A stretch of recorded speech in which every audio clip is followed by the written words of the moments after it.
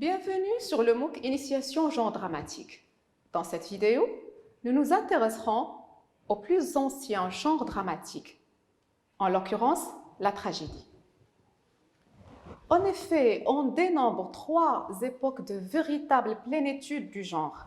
La Grèce du 5e siècle avant Jésus-Christ, l'Angleterre élisabéthaine et la France du XVIIe siècle. Les textes théoriques auxquels nous nous référons dans cette vidéo sont ancrés dans la première et la troisième période. Étymologiquement, le terme tragédie vient du grec tragos, qui signifie le bouc, et oïdé, qui signifie le chant.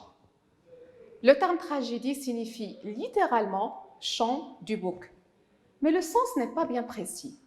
S'agit-il du bouc, cet animal sacrifié à l'honneur de Dionysos lors des Dionysies, ou des satyres, ces créatures à corps d'homme, à cornes et à pieds de bouc, associées au culte du dieu du vin, de la fête et du théâtre? De toute manière, la tragédie a une origine sacrée. Née au 5e siècle avant Jésus-Christ, dans la Grèce antique, la tragédie grecque est une véritable cérémonie religieuse et civique à laquelle tous les citoyens assistent gratuitement lors des fêtes liées au culte de Dionysos. Aristote, dans sa poétique, postérieure d'un siècle à l'âge d'or de la tragédie grecque, définit ainsi ce genre dramatique. C'est l'imitation, d'où le mot mimesis, d'une action de caractère élevé et complète, d'une certaine étendue, dans un langage élevé d'assaisonnement d'une espèce particulière, suivant les diverses parties. Imitation qui est faite par des personnages en action et non moyen d'un récit, et qui, suscitant pitié et crainte, opère la purgation, ce qu'il appelle la catharsis, propre à de pareilles émotions. La tragédie est un genre théâtral d'un caractère élevé, qui met en scène des personnages, des héros écrasés sous le poids de la fatalité, du destin inéluctable imposé par les dieux. De cette définition de la tragédie, nous énumérons les caractéristiques suivantes de ce genre dramatique. Les personnages d'une tragédie appartiennent à un rang social élevé. Ce sont des rois, des reines, des princes, des princesses, des nobles. Ces personnages sont placés dans des situations de conflit exceptionnels et écrasés sous le poids du destin, de la fatalité, ce qui fait que la fin d'une tragédie est toujours malheureuse. C'est la mort ou la folie.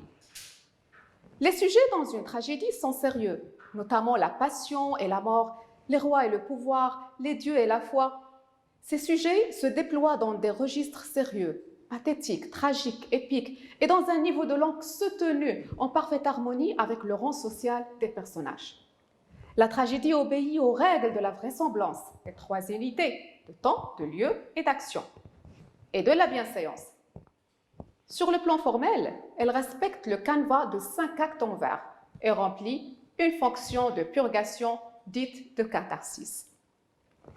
Parlons beaucoup plus des règles de ce genre dramatique qui se manifestent pleinement dans la tragédie classique dans la deuxième moitié du XVIIe siècle.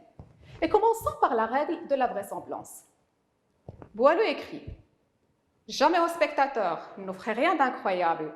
Le vrai peut quelquefois n'être pas vraisemblable. Une merveille absurde est pour moi sans appât. L'esprit n'est point ému de ce qu'il ne voit pas. » La règle de la vraisemblance exige que l'action soit crédible et ressemble à ce qui se passe dans la vie, car le spectateur ne se sentira pas concerné par une pièce de théâtre si elle ne reflète pas assez la réalité. Et cette pièce ne remplira pas ainsi la fonction de la catharsis. La règle des 3 unités, de temps, de lieu et d'action, impose qu'en un lieu, qu'en un jour, un seul fait accompli tienne jusqu'à la fin le théâtre rempli. Par respect de l'unité de temps, l'action ne dépasse pas une révolution de soleil, selon Aristote. Elle met en scène, ou bien elle ne met en scène que les événements d'une journée et se déroule dans un seul lieu, conformément à l'unité de lieu. Pour ce qui est de l'unité de l'action, celle-ci comporte une seule intrigue principale qui doit avoir lieu du début jusqu'à la fin de la pièce. La règle de la bienséance, qu'elle soit interne, externe ou linguistique, exclut de la scène tout ce qui irait contre la morale de l'époque et qui pourrait choquer le spectateur. Mais comment faire? Boileau nous donne la réponse. Ce qu'on ne doit point voir, qu'un récit nous l'expose. Les yeux, en le voyant, saisiraient mieux la chose. Mais il est des objets que l'art judicieux doit offrir à l'oreille et reculer des yeux. La fonction de la cérémonie théâtrale est la catharsis. Ainsi, pour nous charmer, la tragédie en pleurs d'Édipe tout sanglant fit parler les douleurs. D'Oreste Parricide exprima les alarmes et pour nous divertir, nous arracha des larmes. Par référence à ses origines et à son étymologie grecque, on compare souvent la tragédie à une cérémonie par le rituel de ses règles, le ton élevé de sa langue, la majesté des personnages et le caractère sacré de ses sujets.